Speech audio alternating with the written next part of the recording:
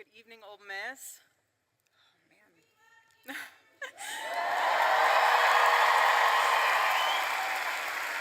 Love you guys, too.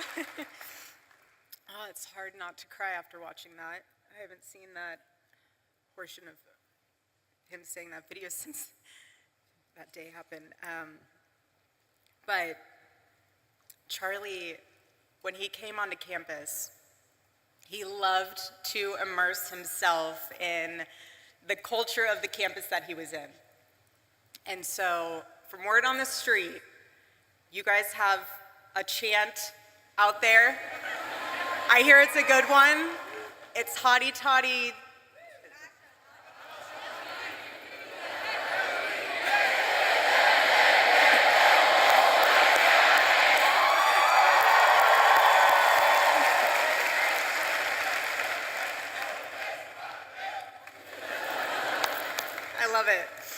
I love it, but it's a tremendous honor and blessing to be on stage today, and this is what Turning Point USA is all about.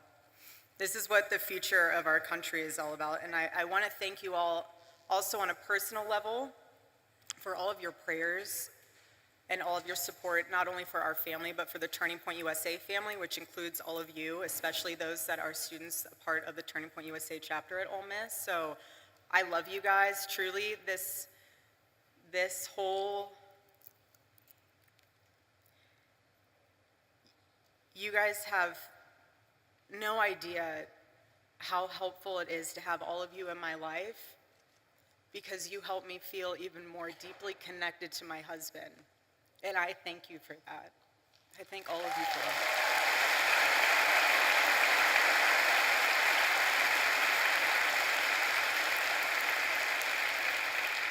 And I say that also because you guys are the heartbeat of Turning Point USA. You're the heartbeat of this organization, and every time we were at an event, especially one that Charlie was speaking at, he would always ask beforehand, he would always ask Mikey or the team, he'd say, who in the audience is a Turning Point USA chapter leader or chapter member? And whenever there was a student there, he would stop everything before the event and he would sit down with them. He would ask you what your name is, what you're studying, what is the issues that are going on campus. He would take the time to make sure that you guys knew he was investing into you, into your chapter, into your school, because that was a pulse point for him. And being on campus right now for me is a spiritual reclaiming of territory. And let me explain that, because there is a lot of symbolism in today. It's Wednesday, 7 weeks. And the more that I am coming to grips with the permanency of this nightmare, the more that I'm starting to realize and witness that the enemy, he doesn't want you. He wants your territory. He wants your influence. And when our team asked my dear friend, Vice President J.D. Vance, to speak today, I really prayed on it, because obviously it's a very emotional day, but I could just hear Charlie in my heart. I could just hear him say, go reclaim that territory, babe. Go. The battle's already won. God's love conquers. And that's why I'm here today. I'm here because this moment, it can either be your breaking point or your wake-up call, essentially your turning point, if you will. And at this moment, every single one of us has a choice to make, whether we stand for freedom or we're just gonna fall for everything else. But I want to encourage you, especially the students here, find your voice. You are the courageous generation. That's what you are. All of you. Gen Z, you are the courageous generation. Hear me when I say that. My husband believed that to his core. That's why he went on campuses. That's why he was trying to reach you. You are the courageous generation. Own it. Make him proud. And students beyond Ole Miss, if you are pursuing a chapter on your campus, harness this amazing opportunity to advocate for something that you truly believe in. And express it in the most articulate way of what exactly you're advocating for. You're advocating for America, you're advocating for freedom of speech. Because our chapters on high school campuses, I love it. Charlie was so excited when he named the programs for high schools. He said, we're gonna name it Club America. Because he goes, who could hate that name? It's the perfect name, Club America, and he loved it. Who could be against it? And I want you to know that if you are trying to start a chapter, I'm with you, we're with you, Charlie's with you. You have an arsenal of Turning Point USA staff members that are with you. But I also, what I've been able to sit back and witness is the leaders that have stepped up to ensure that chapters can happen. For example, I don't know if you guys saw what happened earlier this week with Governor Ron DeSantis, which is amazing. I want to give him a massive shout out because he said, we're announcing a partnership with Turning Point USA. We want to make sure that all high schools in Florida, anybody in a high school that wants to start a Club America chapter will be able to do that. There will be no impediments to that, and certainly no discrimination. That's amazing.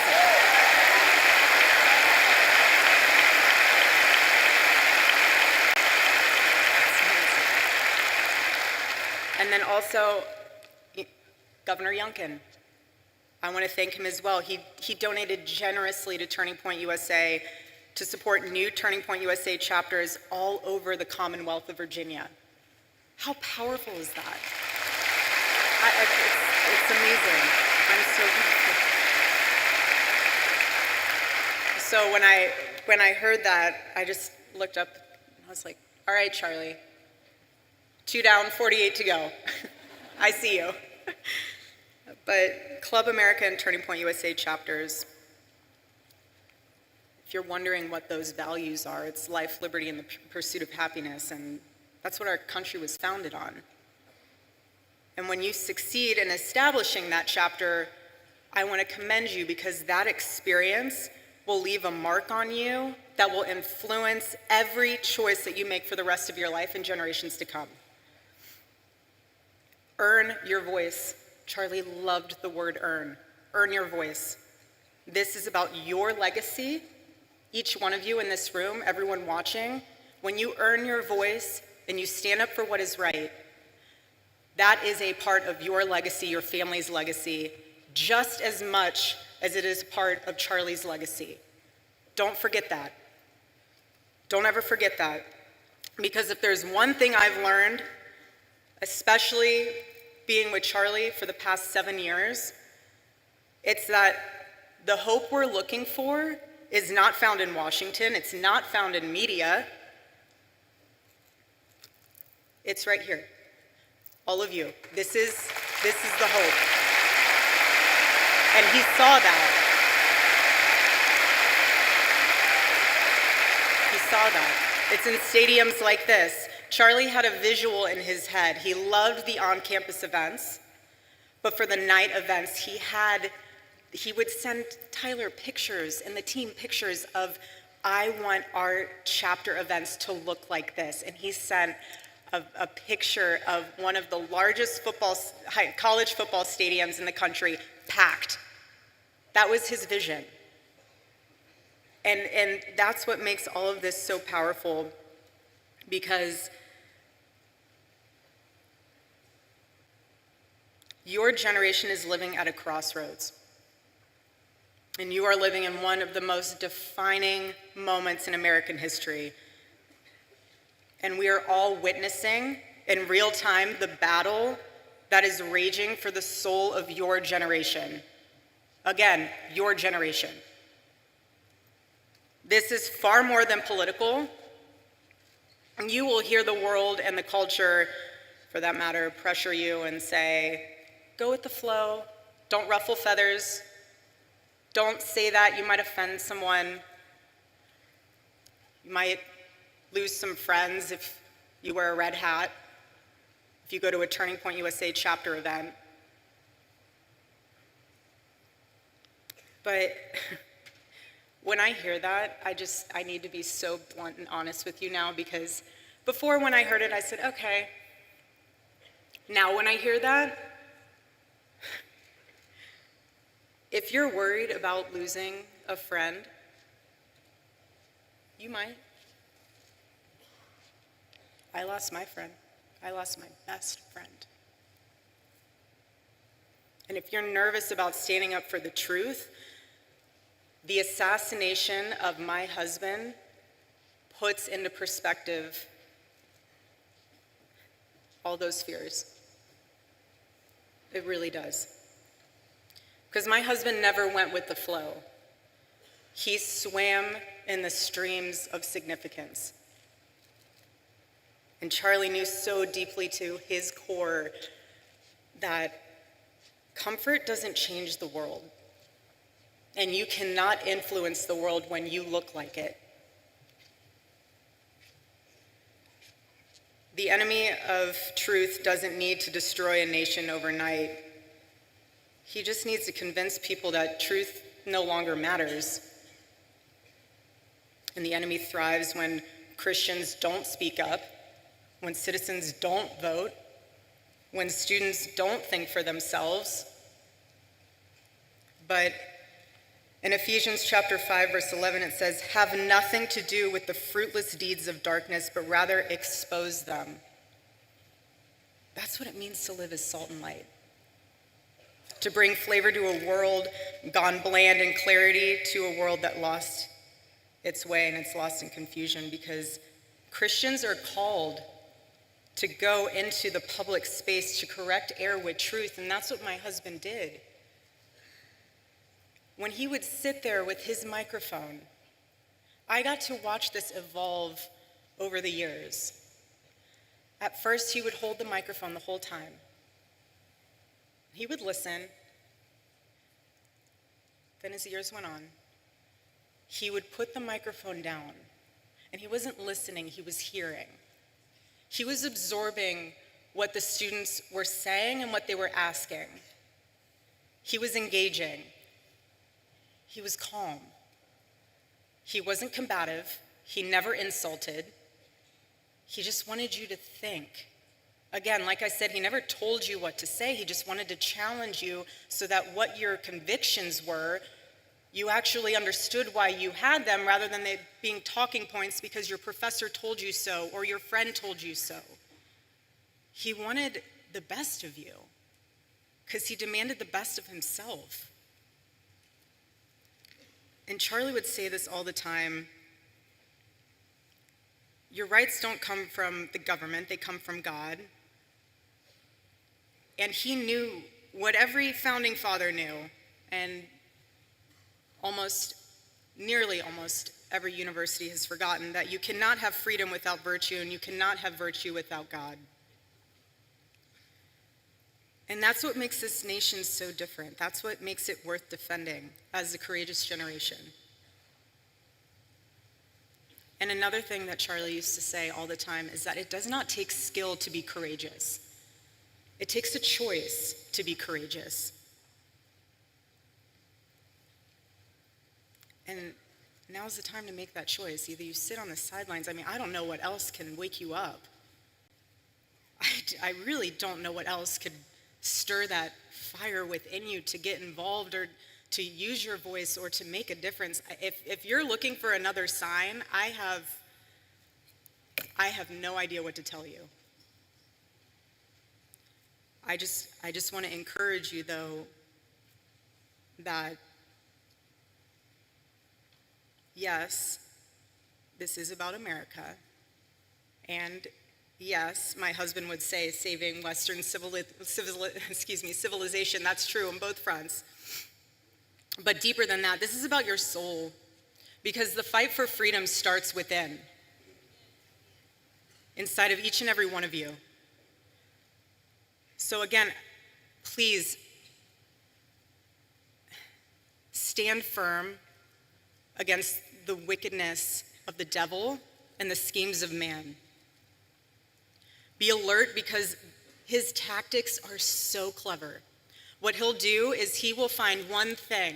He will find fear, he'll find disappointment, he will find one thing, and he will wedge it in between you and the Lord, and he will make it grow. He will make it grow so much that you lose sight. It becomes this, almost like an eclipse, where the truth is hidden behind it. And yes, the light's still there, but you can't see it anymore. That's the enemy's tactic. And the bottom line is that the enemy doesn't need to change your theology. He just needs to change your vision. And if he can get in your head and blur your vision and distort your vision, he'll do whatever he can. But what the enemy forgets, though, is that the presence of a shadow is proof that there is light. He forgets that. And Charlie's murder might seem like we're standing in a shadow, as if death was the victory meant for the enemy, but looking around in this arena, you are proof that this light of truth burns so brightly. So brightly.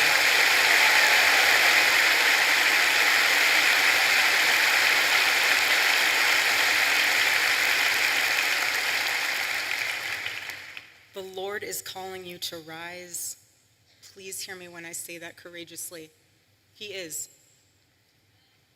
Do not be afraid. It is so easy to be afraid, but we are commanded to not be afraid. And when you take that stand, it will encourage and inspire someone else to do the same. Whether that is someone in your circle, whether that's a family member, whether that's someone you've never even met before because they saw you posting something on social media. You can't change a nation if you're enslaved to fear. And you can't call out corruption if you're still chained to comfort. And you can't stand for truth if you first do not kneel before the Lord.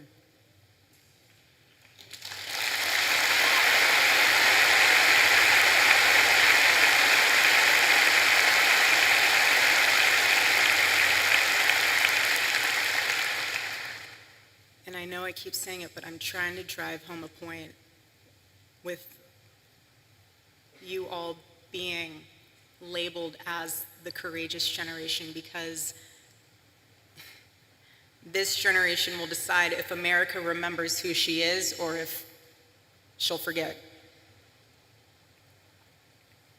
And I believe with all my heart that God placed you here now in Ole Miss, not by accident, but by assignment. There is no mistake that you are here in this stadium and arena today. No mistake. God doesn't make mistakes. Doesn't make mistakes. And when being on this campus, I think of 18-year-old Charlie, who would always say, you know, when I started this, I had no money, no connections, and I had no idea what I was doing. But what he did know what he was doing was that he was obeying the Lord. He was obeying what the Lord had placed inside of his heart to fight for. He did.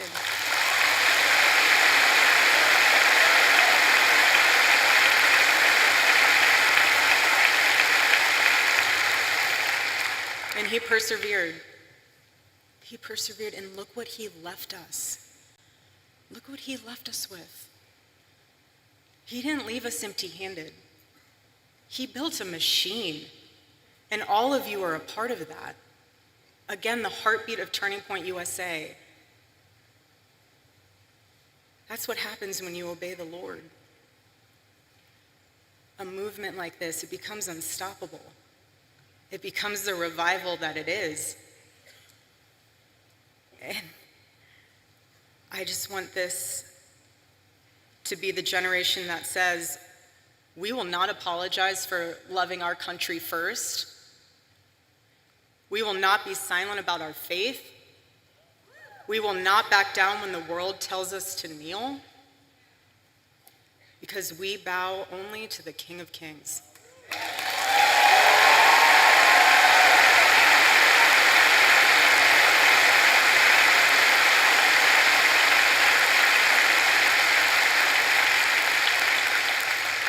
And it's from him that we rise.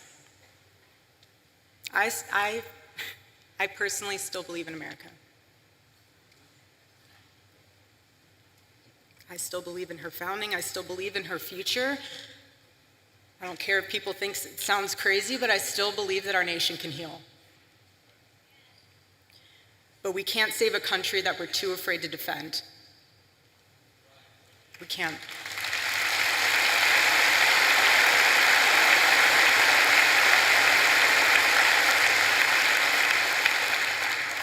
On a more personal note, when we first moved in our home, inside of our bedroom, I had on the side wall, when you walk in, it was above the bookshelves, it says, on two framed pieces of paper, it says, "They will be known by the boldness of their faith."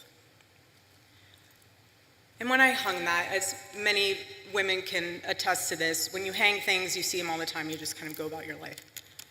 And so,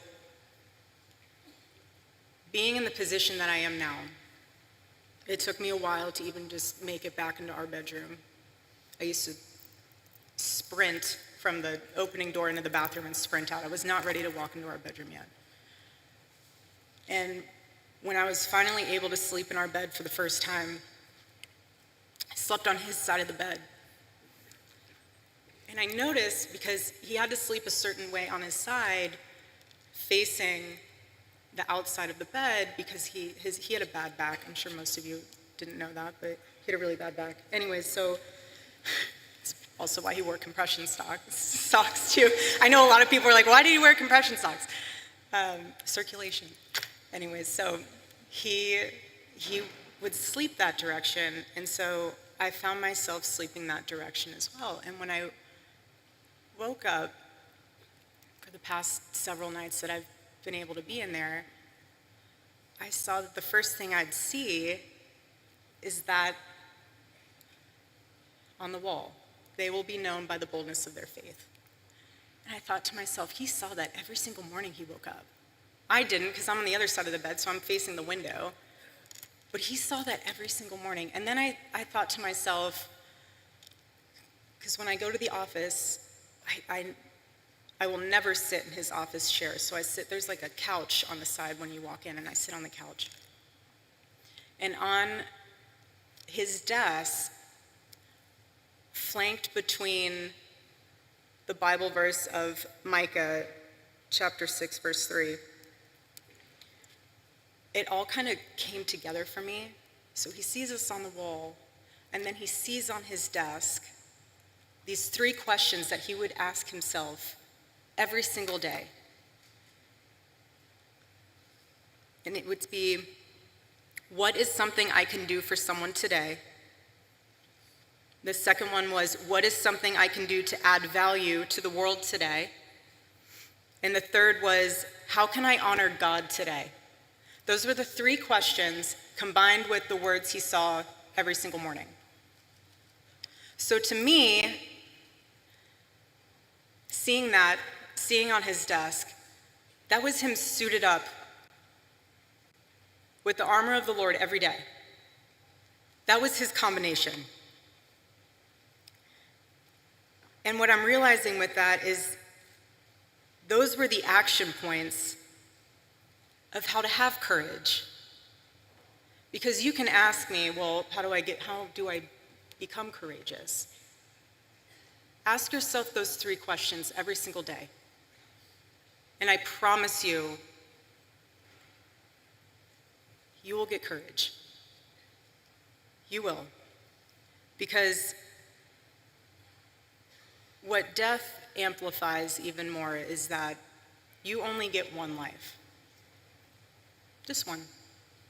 That's it. It's an eternal life.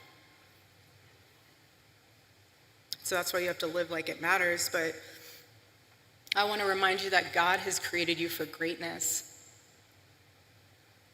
not for something that's lifeless, just greatness.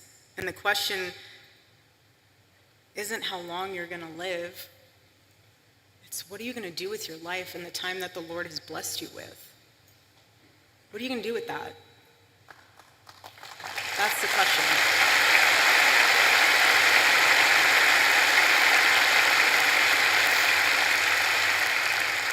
And when you get to the end of your life, will the Lord be proud of what you stood for? Will you be able to say that you ran the race, that you fought the good fight? Or will you realize that you wasted your time that the Lord has blessed you with chasing after things that didn't even matter? Hold that into perspective. And remember, being the courageous generation that you are, stand up for the truth, defend life, love your family fearlessly, love your spouse fearlessly, love this country, defend her, and serve our God. And don't think that it's someone else's role to do it. You do it. You do it. Do it for Charlie. Do it for Charlie.